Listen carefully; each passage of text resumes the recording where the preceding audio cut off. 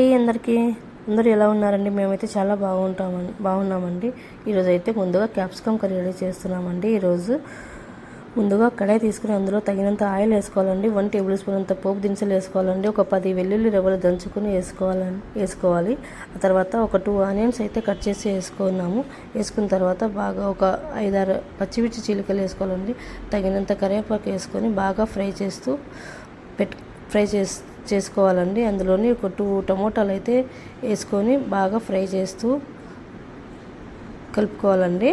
ఆ తర్వాత అందులోనే కొంచెము తగినంత పసుపు పొడి అయితే యాడ్ చేసుకున్న తర్వాత ఒకసారి బాగా కలిపేసి అందులోనే మనమైతే మసాలా వేసుకున్నామండి. 1 టేబుల్ స్పూన్ అంత కారం పొడి వేసుకోవాలండి.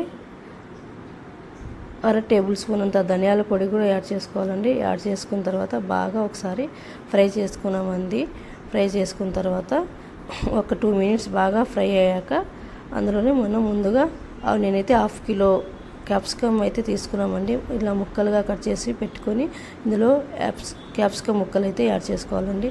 బాగా ఫ్రై చేస్తూ కలుపుకోవాలండి. కింద అడగంటకుండా చూసుకొని ఫైనల్గా అయితే ఇప్పుడు కొంచెము రుచికి సరిపడినంత ఉప్పు అయితే యాడ్ చేసుకోవాలండి.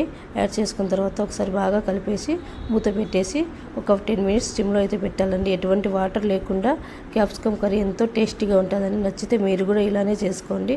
వీడియో నచ్చితే లైక్ చేయండి, షేర్ చేయండి, సబ్స్క్రైబ్ చేయండి. ఓకే అండి, బాయ్.